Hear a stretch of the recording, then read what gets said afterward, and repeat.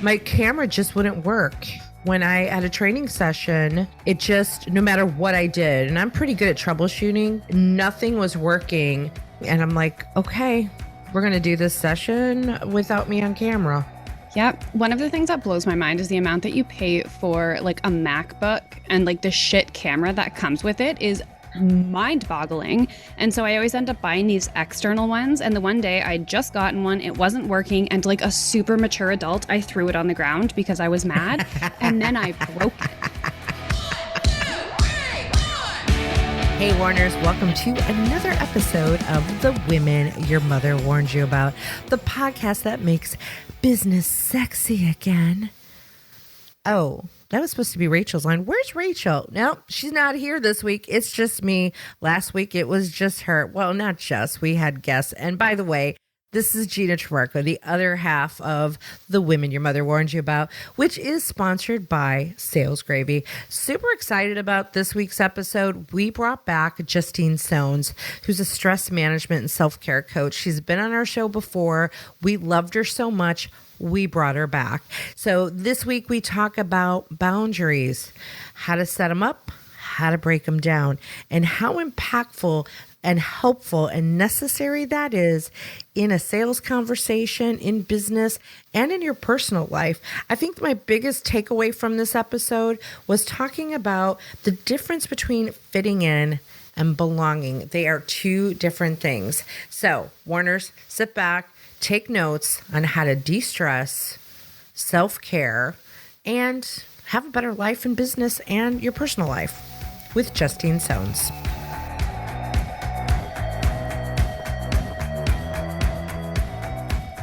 I'm so happy you said Mac because everybody gives me shit about having a Mac.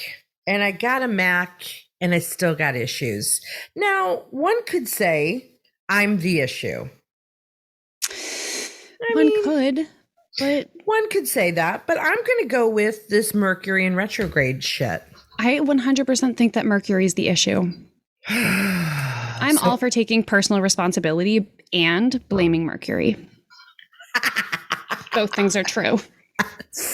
Yes, I love it. And I'm so happy to have you back on the show today on The Women Your Mother Warned You About. Yes, I'm really excited. I'm also really nervous. Why? Weirdly.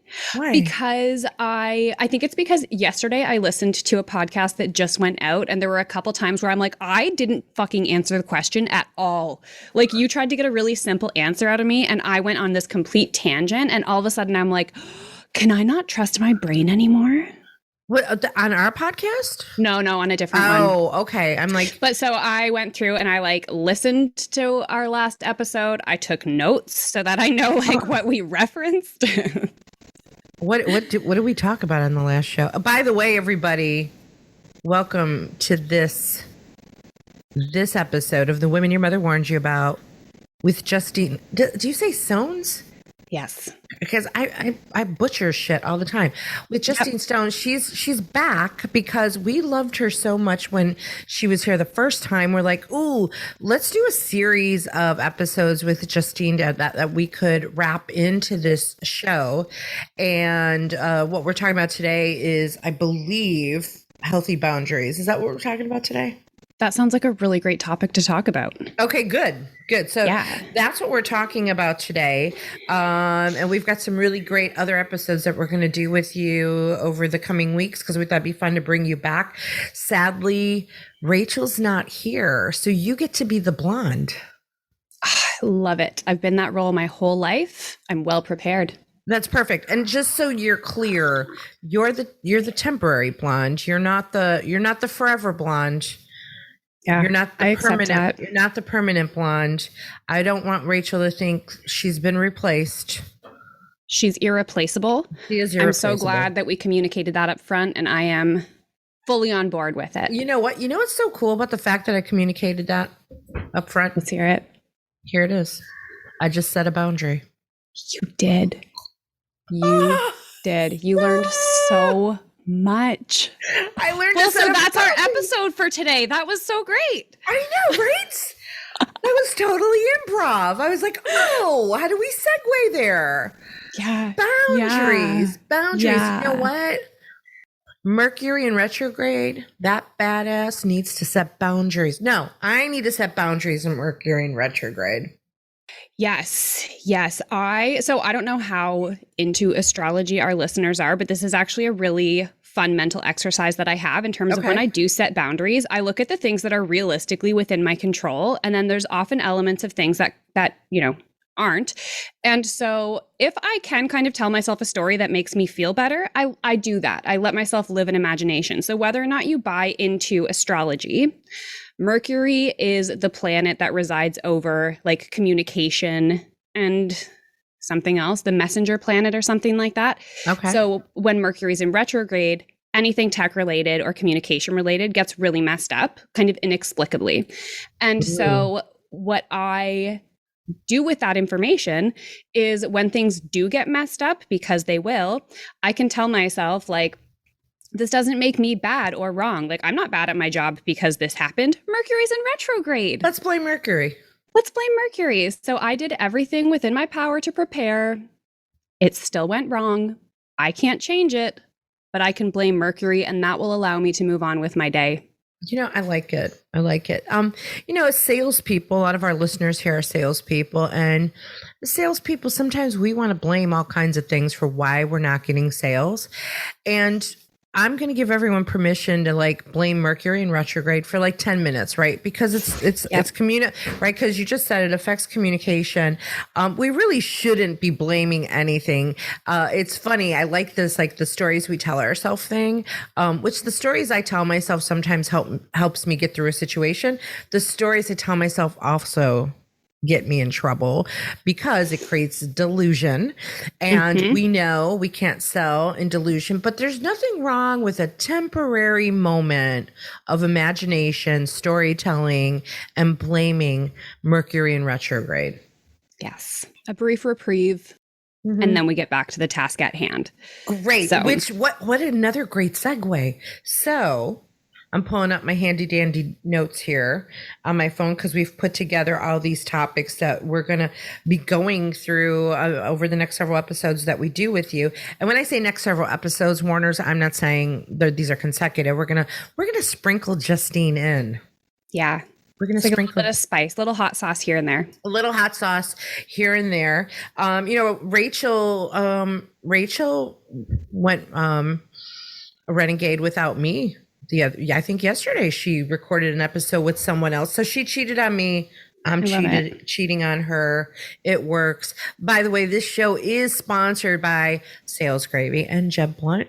So powered by Sales Gravy. Thank you to Sales Gravy. So today we're talking about, I'm just going to kind of set the boundaries.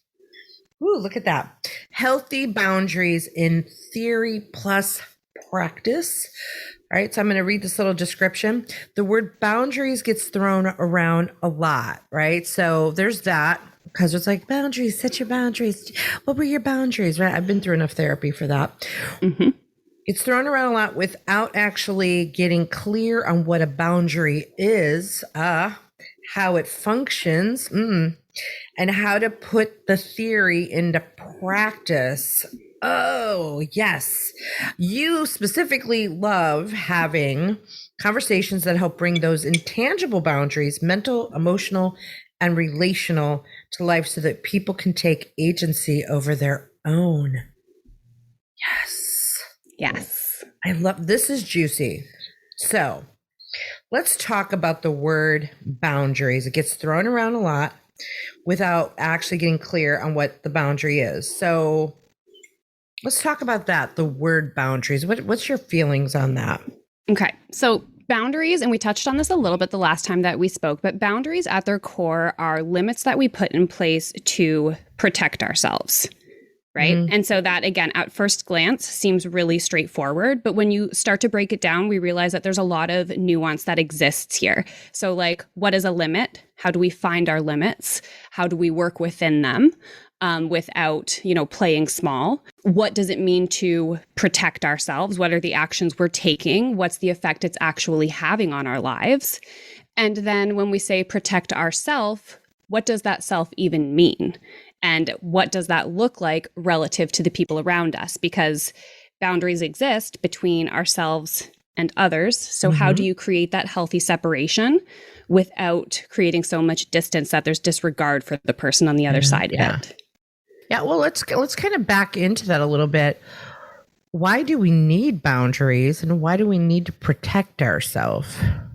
Well, what's the consequence if you don't protect yourself? If someone's coming at you with a knife and you don't do anything, what's going to happen? Yeah, okay, good point. I'm going to get hurt. You're going to get hurt. Yes. Yeah. So that's why we need those boundaries to protect ourselves.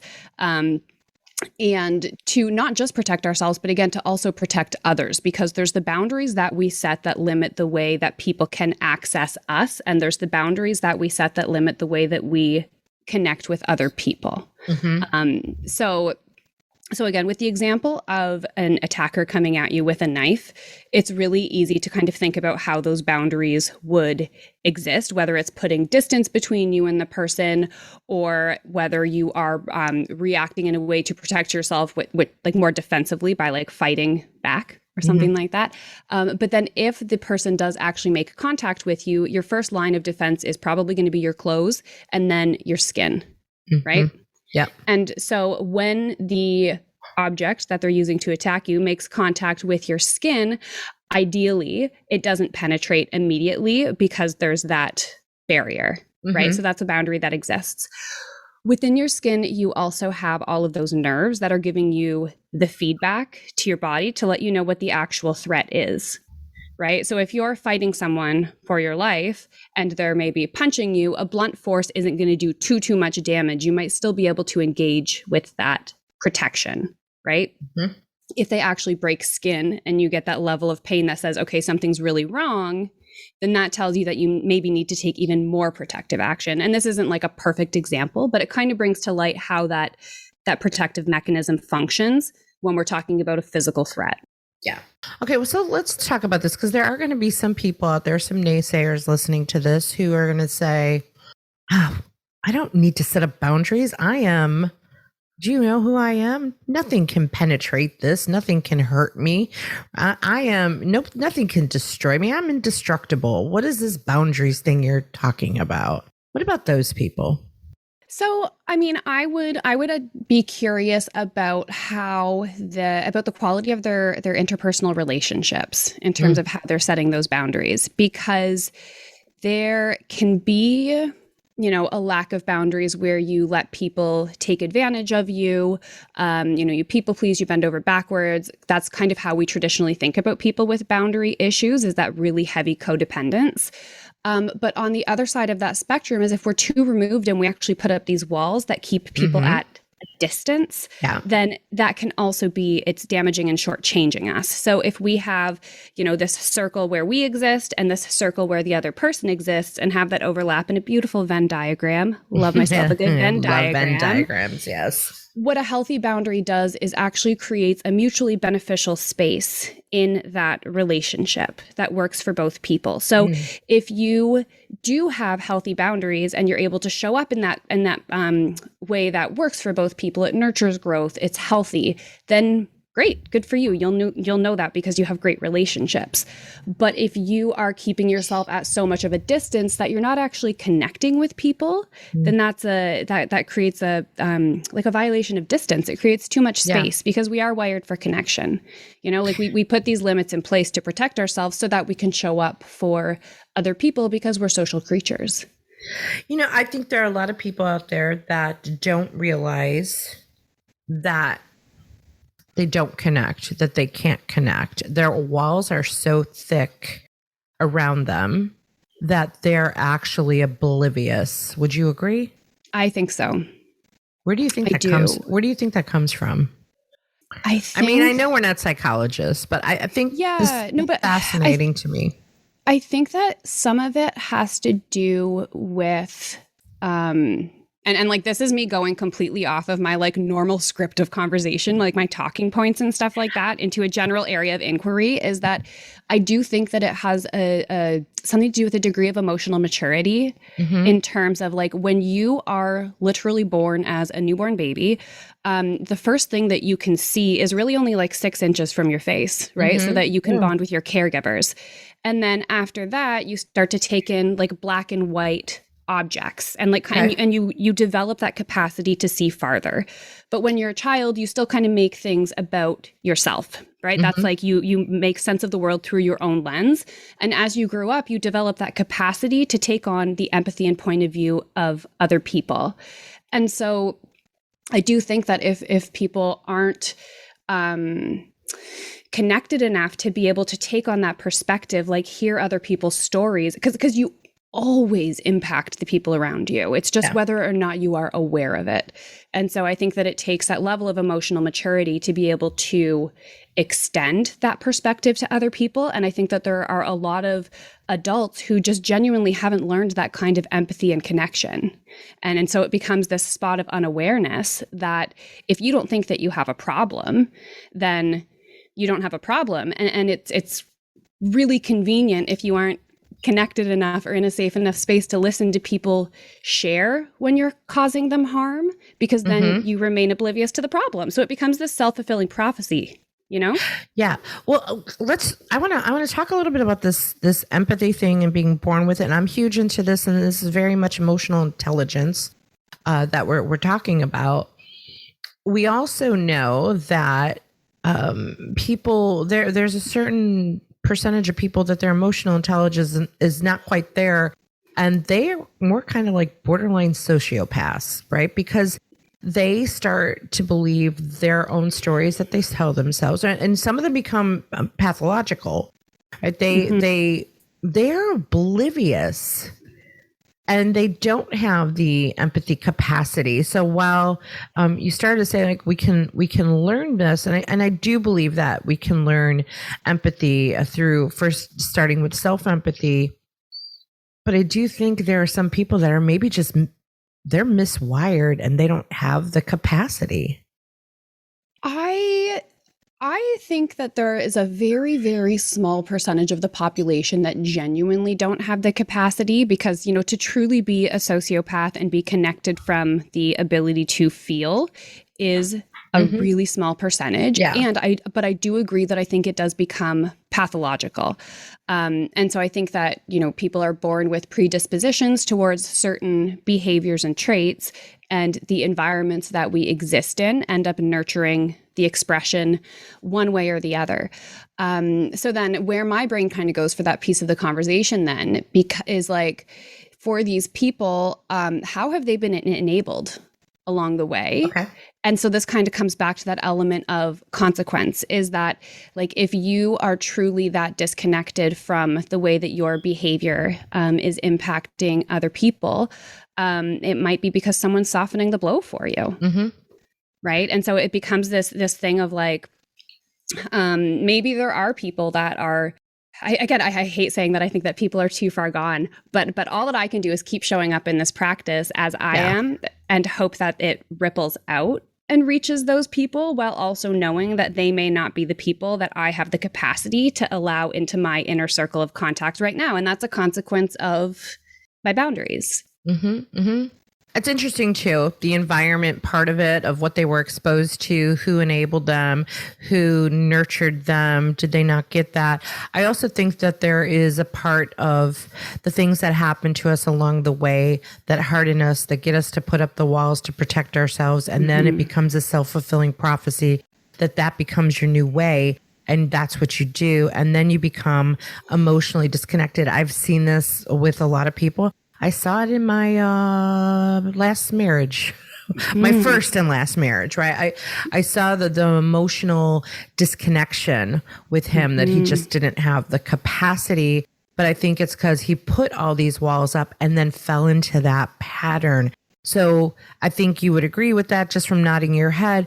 How do we break out of that pattern once we know it's there? Because if we don't know it's there, it's pretty impossible to break it until someone points it out to you. But if you start to become aware that this is a thing, that your boundaries are actually too thick and hard to get through? How do we get out of that so that we connect better, especially in sales? Yeah, so it's really, I think, about understanding where you're on the same page and where you want to work towards the same thing. And there is an element when like there's a discrepancy in knowledge, we'll call it. So whether that's in sales, if you know more about the product and you're trying to reach the customer, or whether it's in a relationship and you've done more of the emotional work and labor along the way and understand the path that the person has to walk. It's about identifying where they are and then connecting the dots to where you want to be. And so again, like and it takes a lot of time to learn how to do this really well, because you have to be able to understand where you're coming from and where the other person is coming from as well, so that you can work with some of their experiences and defense mechanisms to kind of set them down. So whether that's in, again, sales or relationship, you're looking at things like their pain points and their hesitations. Like, what's the experience that I'm meeting you at, and what do we need to overcome to help you get there? So in cases like a personal relationship, that might look like, hey, it's really important to me that we're able to connect because I care about you. I want to hear about your day. I want to know how I can support you. When you come home at the end of the day and you're really, I can tell you're stressed out and you kind of like harumph in, that makes me worry that I've done something wrong. So is there a way that we can create space for you to decompress so that you can then come and meet me in a place of connection? Because that's what I really care about, right? So it articulates that this is the common ground that we want to work towards. Here's the thing that's showing up. This is the way that it's impacting me. And this is how I think that we can make it better going forward. Well, that certainly takes the other person who's going to do that. It certainly puts it on them to have the courage to do that, don't you think? Yes, absolutely. And I mean, I don't think that you can set boundaries without there being vulnerability. And one of the main components of vulnerability is emotional risk.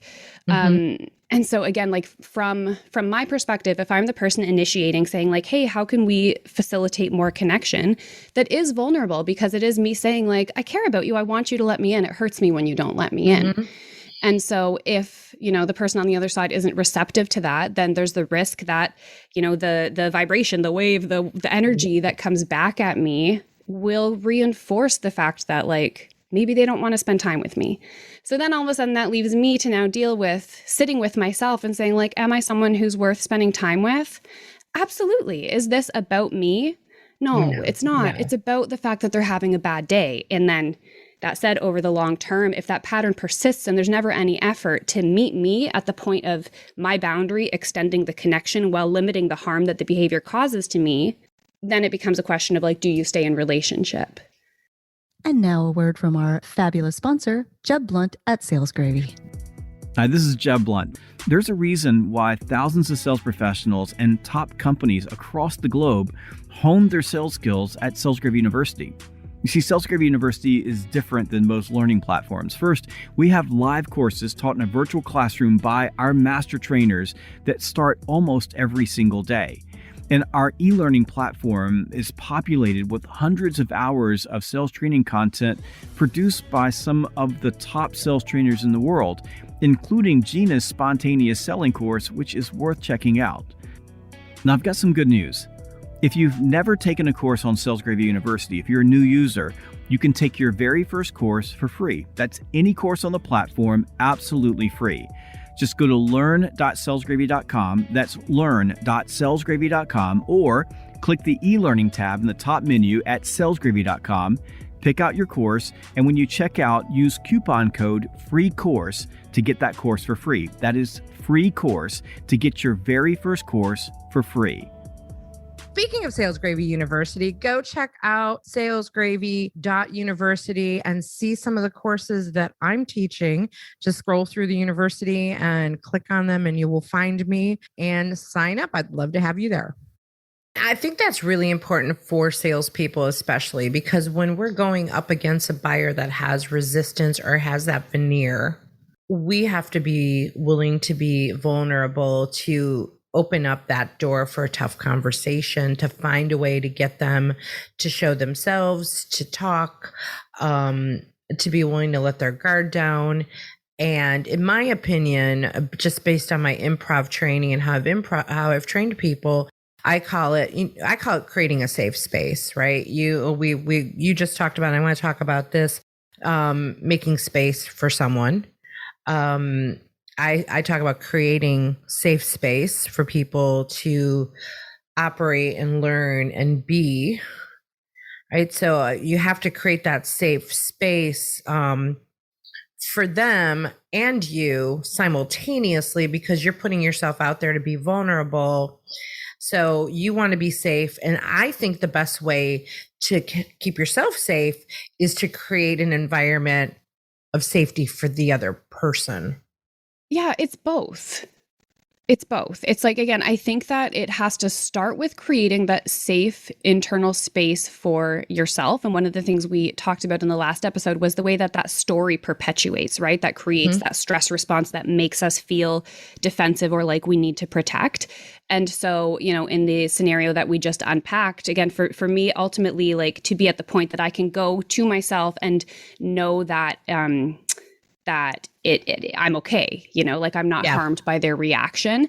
It's only by having that I can then meet the other person and their turbulence and be unaffected by it. So yes, creating a safe space does mean being able to hold that for the person on the other side, for their story, for their reaction without taking it on.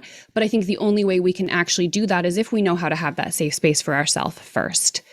Okay, good. So hold that thought, because I want to come back to holding safe space for ourselves. And I want to touch on, because this happened a year ago with Rachel and I, where we had a fallout, and our partner Keith Walters, basically she sent me an email quitting the show, and I was like, wow, you do not do this over email, but she did. And where I'm going with this is that my ego was so involved in it, because it was an attack on her quitting me, right? She was breaking up with me. She was quitting me.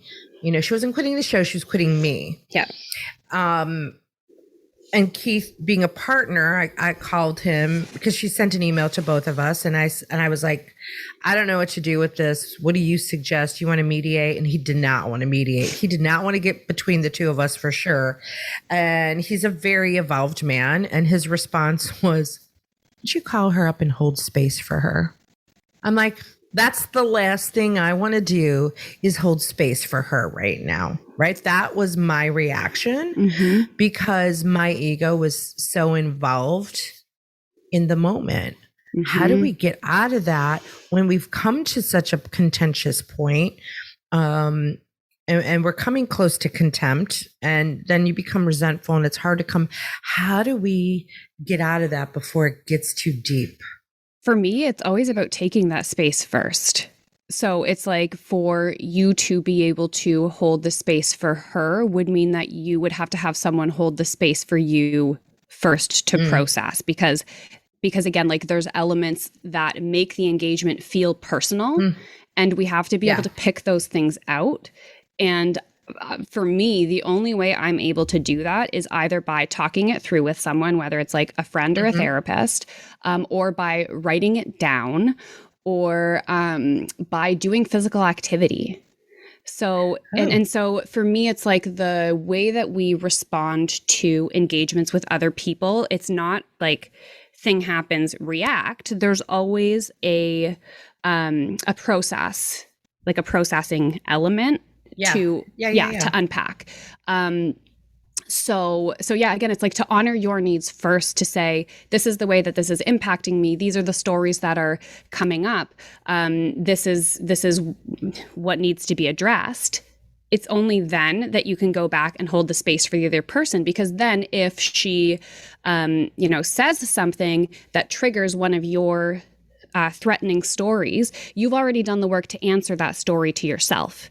So it's like, okay, you can say that, if someone comes at you and says like, oh, I feel like you're like really dropping the ball with deadlines, or you're not holding up your side of whatever. It's like, I can hear that and say, okay, I get that that's your experience. I know that that's not necessarily true for these reasons, or that is true. And these are the things I'm going to do to make sure that doesn't happen in the future.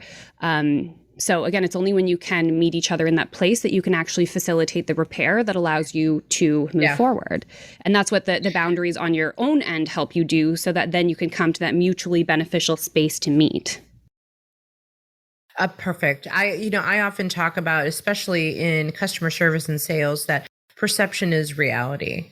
And we are often, when we're dealing with humans, just because they're upset with us about something or blaming us for something, or their experience with us, and that's what triggered this when you said experience, their experience with us isn't positive, but it's their reality. It doesn't mean that we did anything wrong. It's their perception of the situation that becomes their reality based on something that probably has nothing to do with us. Yeah. Right? Yeah. And that's where that processing space allows you to unpack, is this true or is this not? Because again, if it is true, there's valuable feedback there that you can implement. And if it's not true, you're able to kind of deconstruct it and say like, no, this sounds a bit like a you thing. Then that allows you to move forward. Blame Mercury, you know? And back to Mercury. Blame Mercury. Well, what about people who, we know, we've seen these people, and I think I've gotten better at this, people who let people break through their boundaries all the time. And we do see this in sales. There are some salespeople that will just cave in to the buyer and acquiesce because they're people pleasers. And I've had to work really hard in setting boundaries on, no, this is time for myself, for personal time. No, this is family time. There's a point, especially with the level of work and the amount of work, I've got to constantly set boundaries, but it is hard. It is hard to actually respect the boundaries I've created for myself, because then I feel bad, then I cave in, and then I want to make sure that everybody's happy. And then I let people break through the boundaries. What can we do for people like that? So one of the questions I've been encouraging a lot of my clients to sit with when they reckon with this is kind of the two sides of people pleasing, in terms of like, are you trying to do something to, make someone else happy, which is one way of whatever avenue of people pleasing, or are you doing it because you don't want someone to dislike you and like you're uncomfortable with that? So it's like, again, what's the benefit that you're getting from compromising the boundary, and is it actually worth it? Interesting. Because a lot of this is about that long haul, right? And it's like, we're wired for the short-term kickback. Yeah, so let's dive into that a little bit, because I'm relating this back to when you're in a sales situation or you're trying to close a deal, and we will often cave in, because you said it's two things. It's like you're either trying to make someone happy or you want to be liked, right? So in a sales situation, when I'm being pushed hard by a prospect about something that they want or concessions they want us to make, I'm trying to make them happy so that I can close the deal, so that I can make money, right? So me making them happy is going to serve me, but I might be miserable through the process to get happy. So is it, what do I do with that? So, okay, so there's a couple layers here. One of the things is to really look at, again, what's that mutually beneficial ground? Because what you're describing is, again, something that provides, it skews our Venn diagram so that they're getting more of the benefit and it's coming at the cost of you on the other side. And not just you personally, but like, is the goal ultimately to close the sale, or is the goal ultimately to deliver a high quality product or work on the other end? Like, what's the feel good that you're actually after? Is it the in the moment closing, or is it the end result of good work? And so that's part of where, again, like, I think in a sales conversation, like you're coming at it as the professional, you're the person who has the upper hand in the knowledge. And so you have to really put your, stick in the sand sounds really flimsy. Stick in the mud. You really have to stand your ground, I guess, around the integrity of delivering quality, because that's truly what they want.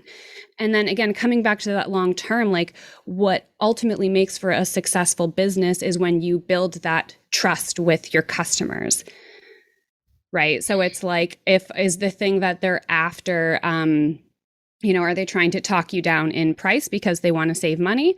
And then it becomes like, okay, well, if you talk us down in price, then it means that, and I because I speak from like a lot of service-based experience and working with teams, it ends up being that then we can't actually allocate the resources that we need to deliver the work that you're asking for. And so the cost of that is going to be X, Y, Z. Yeah, that makes total sense. I think the key here is remembering the long term. Yes. Remembering the long goal, not remembering the in the moment, I got to close the sale, get the business. I've got to close the sale and get the business.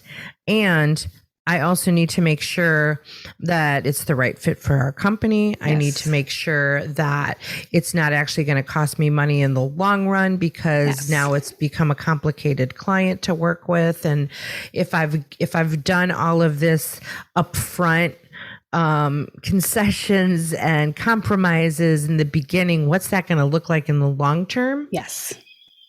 If I'm not clear about it upfront and think about it that way and not think about the fast deal. And I'm not saying fast deal, but the immediate versus the long term. Yeah. And it's really, it's something that's really easy to fall prey to. Like even in my own business, just recently, I've had to, make a proactive plan to let a client go because we've been working together for several years and we just can't get out of that urgency. Right. And that's kind of what you experience in that moment in that sales call, is that the initial feeling that comes up, the most pressing one, because it's happening in the moment, is the stress of feeling like you need to land the deal. Right.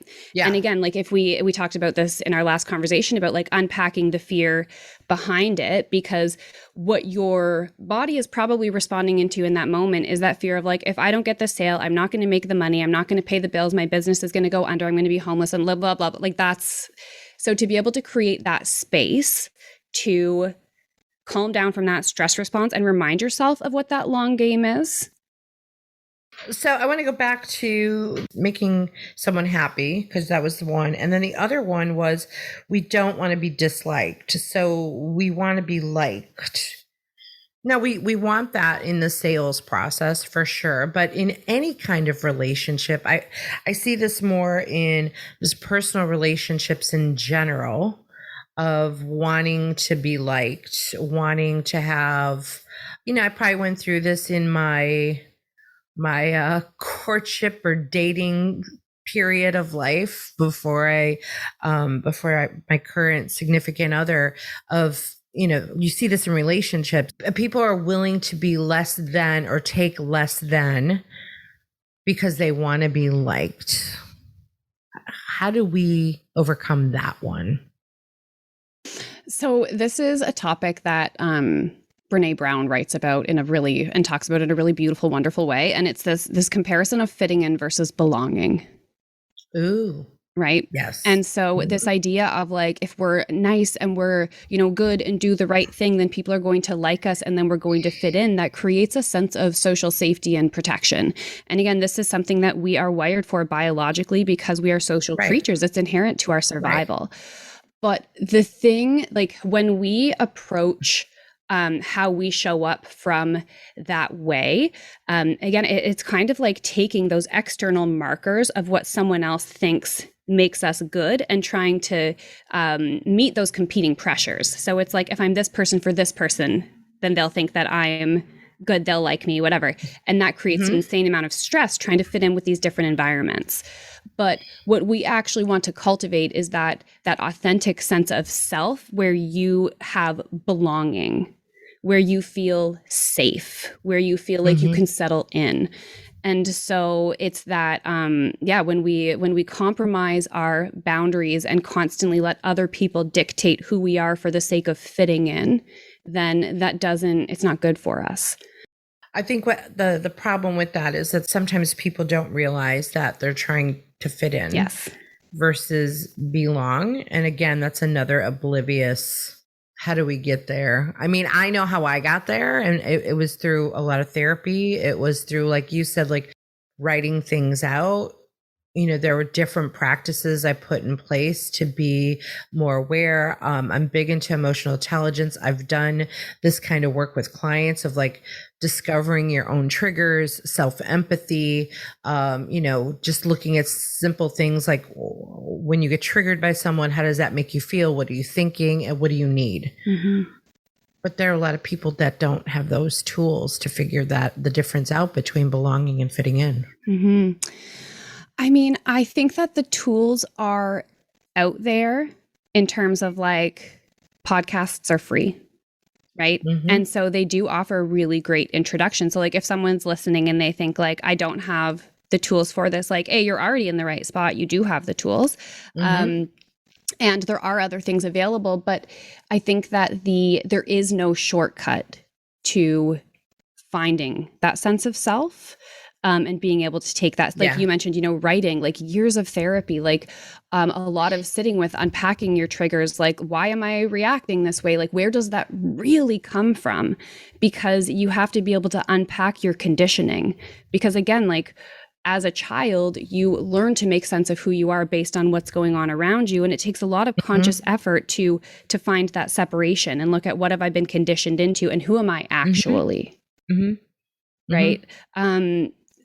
So it's not work that's for everybody, is the truth of the matter, because it's really hard. And yet it should be work for everybody. It is work for everybody. Like this is a both things are true. It should be. Yeah. It is work that everybody needs to do in order to be able to show up in healthy, whole, mutually beneficial ways, like to create a strong social fabric to society. We all need to be doing this work. 100%. So let's do some, do you have any quick tips that you can give as we wrap up the show that you can give for people who need to get better at setting boundaries or taking down boundaries that are like, oh, I can't go to therapy. I can't afford it. I don't want to do it. What are some quick tips that we could give people that they could actually start working on this if they're ready to do that? Again, like the first quickest tip is to start listening to podcasts. And like, if you can't get into therapy, listen to podcasts that therapists host. So like listen to Esther Perel, listen to Hillary McBride, like look for instances of other people doing this work, because again, part of what makes it so hard is that our own defensive mechanisms get instigated when we start deconstructing our belief system. And so to actually do the work directly can be too confronting. But when you listen to someone else, it bypasses that defense mechanism and you go into storytelling mode, and it helps you to kind of internalize some of those messages a little bit differently. And otherwise, like just to give people a general framework for what it looks like to set this boundary, so that like if you're coming on the other side of an engagement thinking like, oh, that didn't go the way that I thought it would, like it didn't lead to the end result, whatever, there's kind of 5 steps that I identify with it. So the first is to lead with empathy and validate the other person's point of view. And then the next thing is to create accountability by naming the action that happened. And then sharing the consequence, which is how the action made you feel.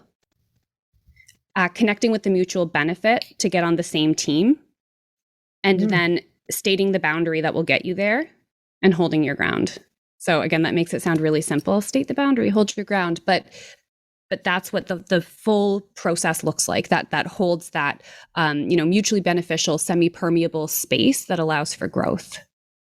Awesome. That was a great way to summarize this episode, to give people some tools to work with. And before we wrap up, we just jumped into the show this time because it's just you and me, and Rachel's not here today, or is Keith. And give our audience just a quick synopsis of who you are, how you can help them, and how they can reach you. Yeah, so I am Justine Sones, a writer and stress management coach. So I help people learn how to practice sustainable self-care, set boundaries, and feel their feelings in healthy and productive ways. So the main way that you can connect with my work is by signing up for my email list, The Friday Feels, that goes out every other week. And you can sign up by either, if you're in the States, you can text The Friday Feels, one word, to 33777. Or you can sign up at bit.ly/The Friday Feels. And what you'll get on the other side of that is basically, the email reads like a letter from a friend. It's sharing some of the experiences I'm going through as I put this work into practice. It's reflecting on some of the conversations that I have with people along the way.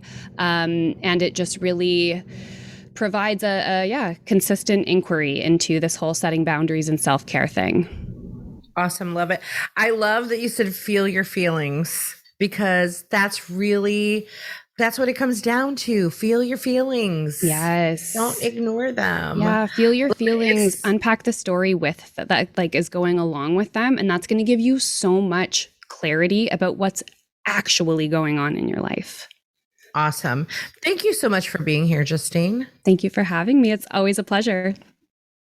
Hey, Warners, it's time to wrap up this episode of The Women Your Mother Warned You About. Today's guest was Justine Sones, and we were talking about feeling your feelings and setting boundaries. This is great for personal and professional.